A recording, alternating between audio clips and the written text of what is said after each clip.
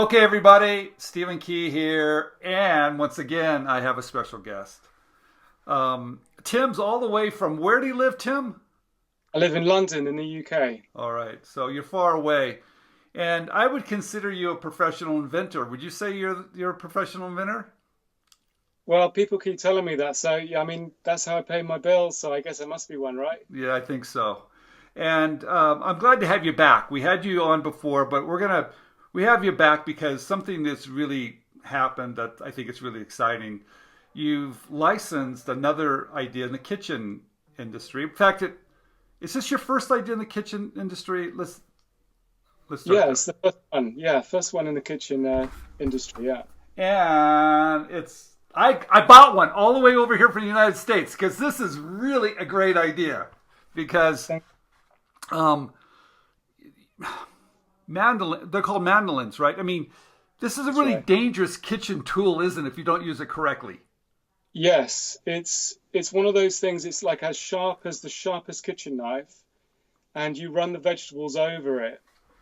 So you have to be really careful with these products. And I just thought that there's, an opportunity to take a step forward in the safety of these products, and that's where the project started. Okay, and you licensed it to what company? Joseph. Great. So Tim, let's talk about the process for just a minute because everybody's really curious, especially being a professional. You've done this for many years. Um, how did you approach this? I mean, did you? I mean, just one day did you wake up and go, "Hey, I'm going to invent this"? I mean, how do you do that?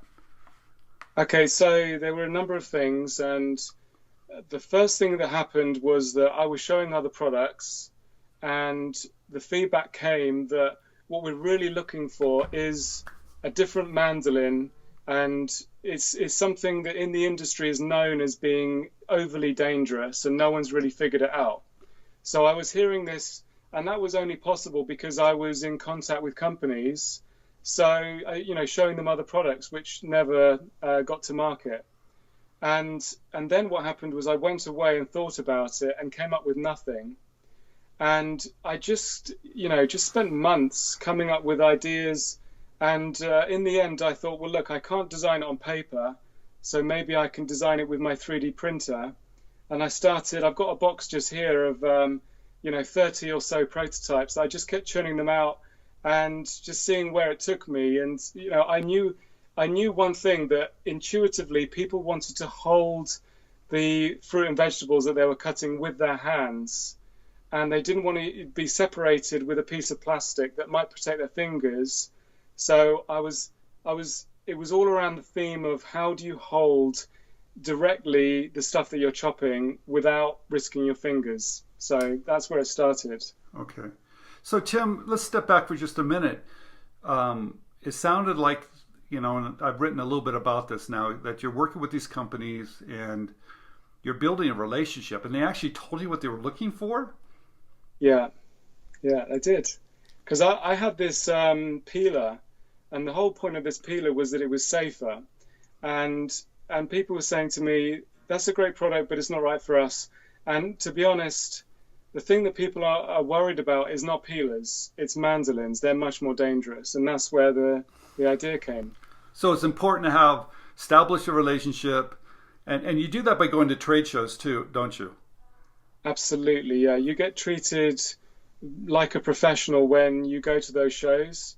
Yeah, I can't stress how important that was it was one of the main ingredients of this success, I believe. Okay, great. And I remember you coming.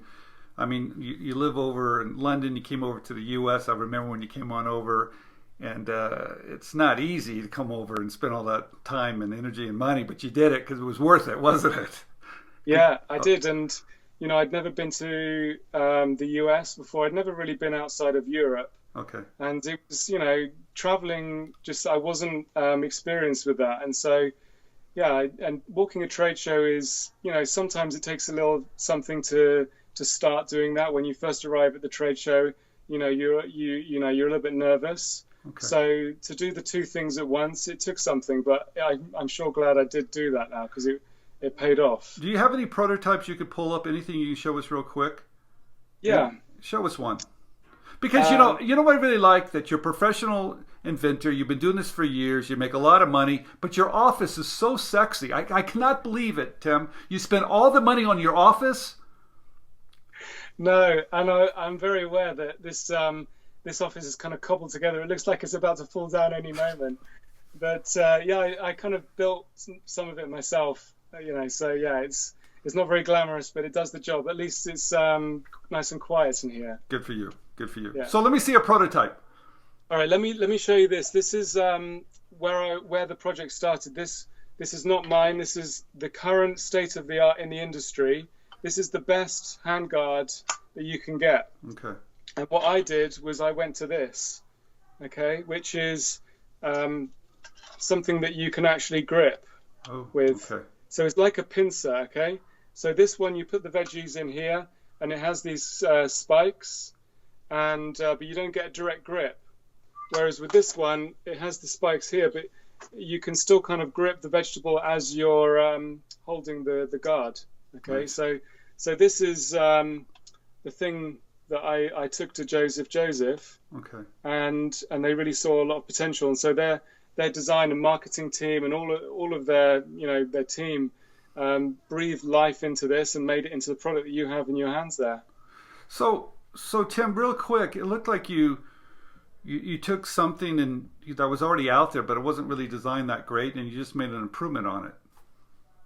Yeah, I mean this handguard that's on the market. Before I started, it's been on the market for maybe 40 or 50 years, and it didn't seem to have any major improvements. Okay. I was looking at it thinking, well, it's a pretty good design. It's just not good enough for people to use it on any vegetable. And yeah, it was kind of like a sleeping dinosaur to a certain extent. I didn't have a lot of confidence to be telling you the truth, because I thought, well, if no one's figured it out, what chance have I got? Well, you're not the only one that thinks that way, huh? Everybody kind of thinks that way, don't they? It's like, if someone hasn't figured it out, why can't I? All right. Tim, thank you very much for coming on. What a great job. It's always a pleasure. And I do consider you, as the book up there says somewhere up there, you are a professional inventor. Thank you. Congratulations on another success. Thank you very much.